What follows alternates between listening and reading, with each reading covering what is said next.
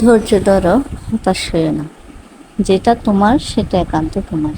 আল্লাহ তোমার জন্য যা নসিবে রেখেছে সেটা যে কোনো ওসিলাই তোমার কাছে আসবেই আসবে। সেটা হারিয়ে গেলেও ঠিক তোমার কাছে ফিরে আসবে। হারিয়ে গেল কথাটা কেন বলছি, আপনাদের পায়ার কয়েকবার এমন ঘটনা ঘটেছে, তার কাছ থেকে হারিয়ে যাওয়ার পরে সে আবার ফেরত পায়। একবার তার মানিব্যাগ হারিয়ে গেছিল, ঠিকই, কিন্তু সে আবার পাইছে, দু একদিন পরে হলেও পাইছে। কিছুদিন আগের ঘটনা বলি। আমাদের ঘরের জন্য একটা ব্যাটজার কিনে আনতে বলছিলাম আপনাদের ভাইয়াকে। সে আনছিল ঠিকই, কিন্তু সিএনজিতে ভুলে রেখে চলে আসছে। সে বলতেছে, আরে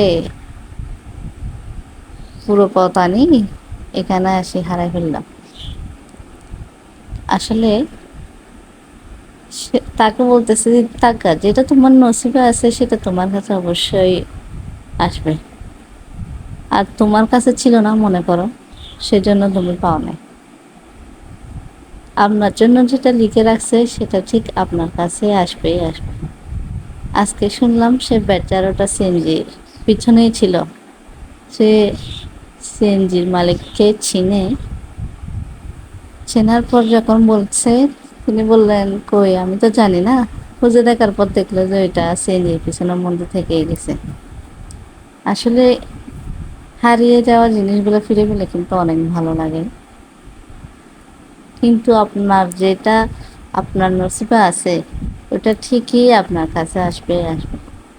আর মনে করেন যে এটা আপনার কাছে থাকবে না, সেটা মনে করেন এটা আপনার জন্য ছিলই না, এটা ভেবে নিজেকে সান্ত্বনা দেওয়াই বেটার।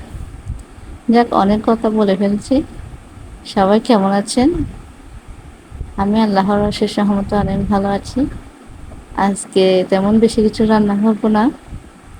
আজকে রান্না করব মুসের ডাল আর ইলিশ মাছ ফ্রাই করব। সেজন্য ইলিশ মাছগুলো ম্যারিনেট করে কিছুক্ষণ রেখে দিয়েছিলাম, তারপর ভেজে নিয়েছি ভালো করে। ভাজার পর ওই তেলের মধ্যে আরও তেল অ্যাড করে দিলাম। তারপরে এতে পেঁয়াজ কুচি, রসুন কুচি, টমেটো, কাঁচামরিচ যা যা লাগে তা দিয়ে দিলাম। এক্সট্রা কোনো মশলা দিলাম না, কারণ ওই তেলে যেহেতু বাঁচতেছে ওইখানে মশলা ছিলই। আর আমি একসাথে দুইটাতেই দিয়ে দেব। ডালের মধ্যেও কিছু ফোড়ন দিয়ে দেব, সেজন্য আর তেমন মশলা অ্যাড করব না। এগুলো ভাজা হয়ে গেলে অর্ধেক ডালের মধ্যে দিয়ে দেব। তারপর ডালে লবণ দিয়ে আর একটু ধনিয়া পাতা দিয়ে ডাল নামিয়ে ফেলব।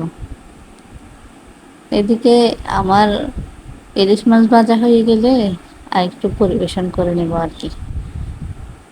পেঁয়াজ পেঁয়াজ বেরেস্তা দিয়ে, তারপর টমেটো কুচি, পেঁয়াজ কুচি, কাঁচামরিচ দিয়ে একটু সাজিয়ে নেব। আর একটু কাসুন্দি টমেটো সস চাইলে অ্যাড করতে পারো। যে কোনো কিছু আমার কাছে সুখের সৌন্দর্যটা হচ্ছে মেন। আসলে কথায় আছে না, আগে দর্শনদারি, তারপরে গুণ বিচারি। সবাই ভিডিওটি অবশ্যই শেয়ার করে দেবেন যদি ভালো লেগে থাকে। সবাই ভালো থাকবেন। আল্লাহ হাফেজ।